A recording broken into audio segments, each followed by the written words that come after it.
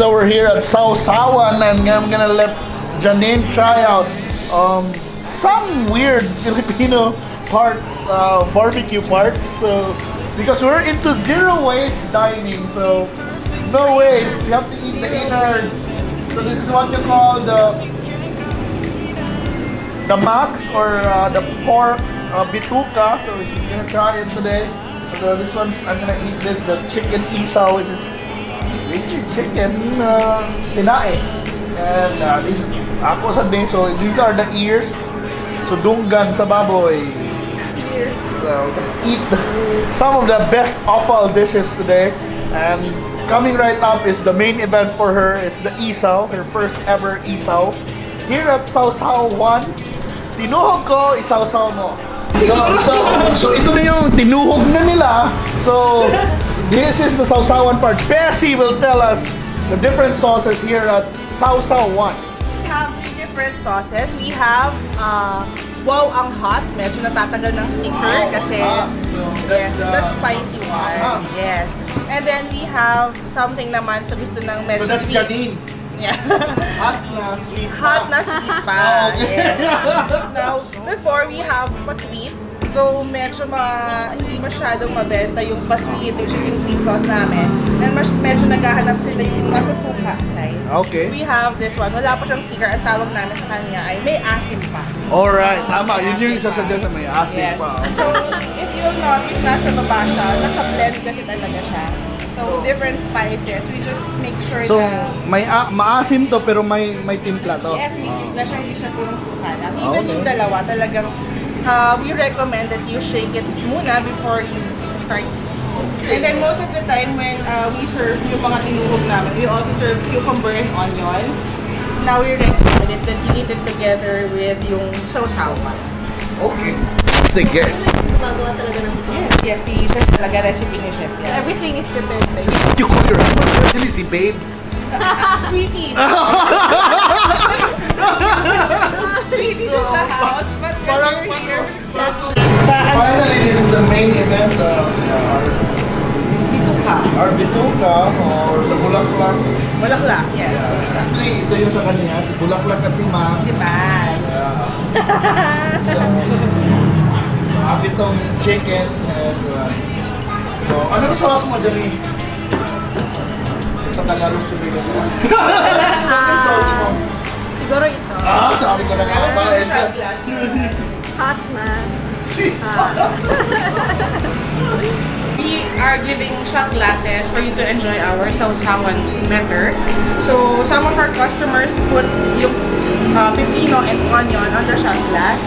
Then afterwards, they try to blend, depending on your taste, our sauces. And then, After you finish eating, you drink the sauce. you dip it a little. Okay. Dip it, and then, you bite, and then you Drink. take a shot. Okay. So that's how to eat our isaw and enjoy our SawsawJuan. You know, that's Bessie of SawsawJuan. Yes. I hope you enjoy your meal. Iwan ko muna ko kayo. Of course, yeah. Thank you. Thank you, Bess. Bess. Thank you, Bess. Thank you, Bess. Medyo kung sa'yo name mo. Yun nga eh. Wala na lang tayo. Wow! Ang gabi. Kung saan mo name? Sige. Kanan na, tinito ka.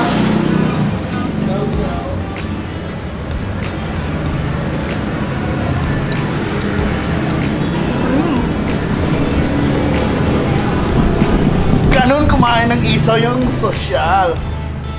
Sarap. Wala, kinamihan ka. Lamig. Cool.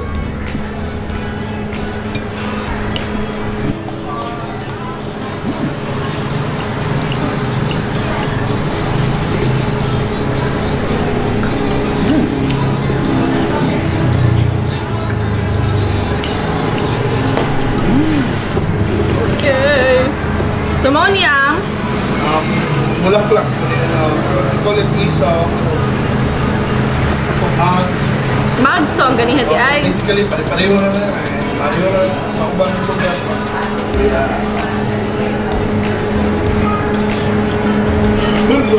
Yung bubble gum.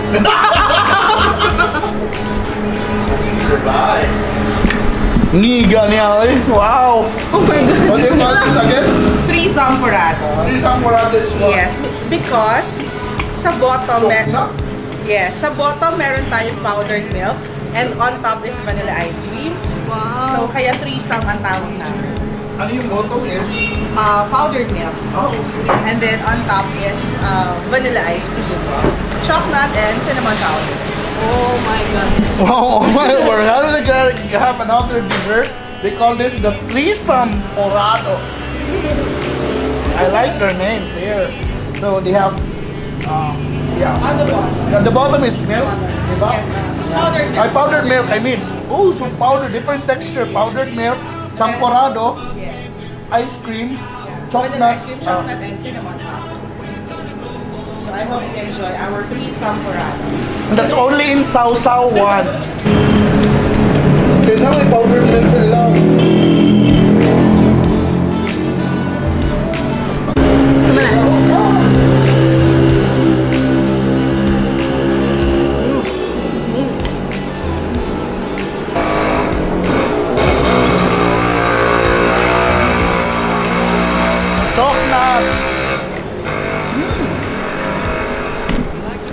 Pretty interesting. I love the chocolate, I love the smell. It's Champorado, but with much more. Yeah, I always put milk, by the way, with Champorado as well. But I never put chocolate and ice cream. It actually works, especially after taking a shot of this hot sauce. Then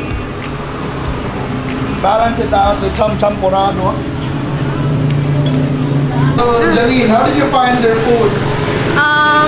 I love the food kasi first time ko talagang matry yung pork isaw since sa Cebu, it's very rare na makakita ka ng pork isaw. So, yung usual lang na chicken isaw. And I love na they really promote na clean street food kasi bihira ka lang talaga makakita ng clean na street food. So, I love na wala kang matitaste na parang mapait sa isaw, and the sauce very unique and sobrang masarap siya i-pair with the isaw. There. So yung sauce daw ulit parang siya hot na sweet pa. Hi, I'm Chef John Hendricks and this is my wife Bessie.